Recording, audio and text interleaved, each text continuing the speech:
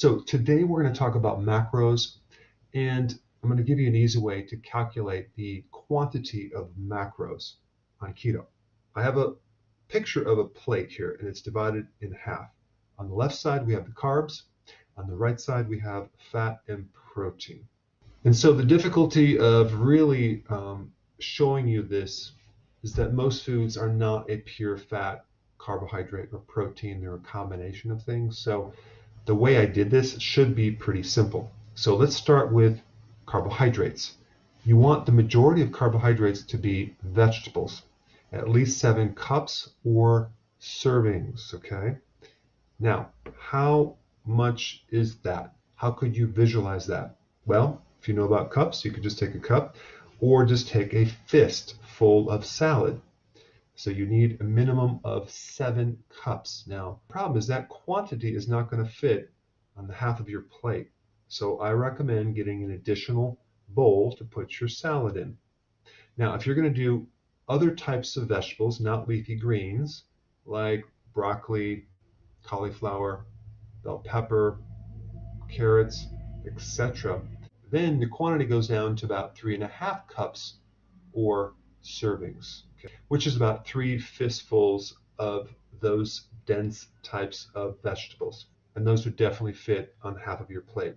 1 cup or serving equals 250 milliliters. Now, if we're going to add berries in there, strawberries, blueberries, and raspberries, and there's other berries as well, you can measure that by just having like a cupped hand full of berries on your plate. All right, now other carbs, well, there's carbs in avocados, there's carbs in hummus, there's some carbs in olives, but those 3 have a combination of carbs and fats. So I put them right in the kind of the center there. And so if you're going to do olives, roughly that would be like a half of a cup. And you can pretty much judge that if you know what a cup looks like. Hummus, same thing, half of a cup.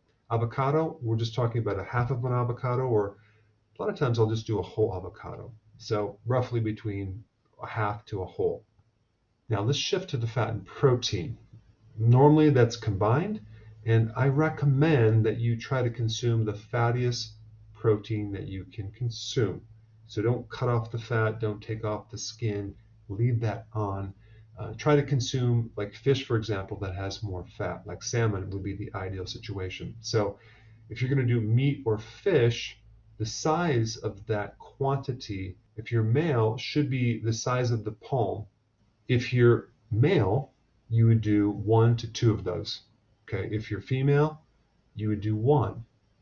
So that's the size of how much your meat or fish should be. Now realize this is a generalization. So if you're a large young person with a fast metabolism, maybe it's a little bit more.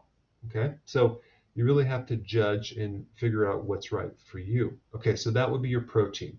Or let's say you get your protein from eggs. That would be between 2 and 4 eggs for that meal. Now, when we get to nuts, nut is a combination between a small amount of carb, some is a little bit more than others, and protein and fat. Now, a lot of times I'll actually add nuts to the meat or the eggs to give me a little bit more fat. And so that would be like a cupped handful of nuts. I like to do pecans. Sometimes I do walnuts. Now let's talk about the quantity of cheese. That would be roughly about the size of 2 of your thumbs. Now, of course, my thumb is huge, so of course that would be a lot of cheese. All right, and then peanut butter would be also the size of 2 of your thumbs. Could be a little bit more, could be a little bit less. A lot of times I like to do celery with peanut butter after a meal, just because I'm trying to get more fat. Now, as far as butter goes, now I don't recommend adding a bunch of butter to just eat with your meal, but let's say you're putting it over your vegetables or you're cooking with it. I really don't want you to measure it at this point, but if you wanted to measure it, let's say 2 tablespoons of butter. And then we have olive oil, which you can put over your salad or even cook with it.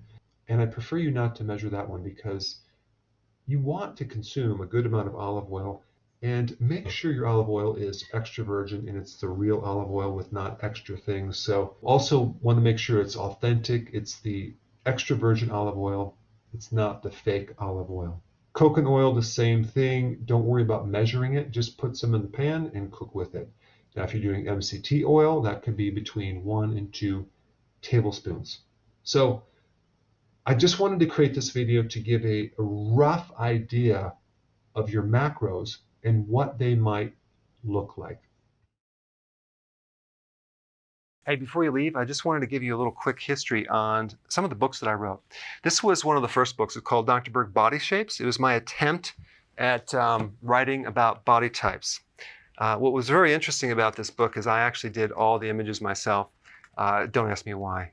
They look actually not quite as professional as some of the images that I have in the new book. But anyway, this is my first attempt right here called Dr. Berg's Body Shape Diets. And then I wrote a book more extensive called The 7 Principles of Fat Burning. I don't even have a copy anymore, actually, because it's outdated. The next book, I put about 1,000 hours into this one right here called The New Body Type Guide. Major updates on the body types. I put a lot of energy into this. It has professional images, graphics, all sorts of things. Now, the problem with this book is it doesn't really describe what this is really about. Body types are only a small portion of what's in this book. And that's why I changed the name to the Healthy Keto Plan, okay? If you happen to have this book, you don't really need this book because there's some only very, very minor updates. But if you don't have this, you need to get this one right here. This book goes into every single detail that you would ever want to know about. It goes into the 7 principles of fat burning. It goes into hormones, the body types, the basic keto plan. It goes into intermittent fasting. I talk about the 10 fat burning triggers and blockers and fat burning strategies with a lot of details in every single chapter. I go into body issues that interfere with losing weight. There's very few people that just have a weight problem. They have a lot of body issues, whether it's sleeping problems, stress problems, inflammation, menopause. I cover that extensively in this book. Then I talk about how to get rid of stress, and I show you a technique. Then I get into exercising. And then I have a lot of really good recipes in this book as well. So this is a good reference guide. On my website, if you get this book, you get this one free. It's called Healthy Keto and Intermittent Fasting. This is the shortcut, quick guide to this book. And the reason I created this book is to have you, within 45 minutes, learn how to do keto, okay, in intermittent fasting, exactly what you need to do.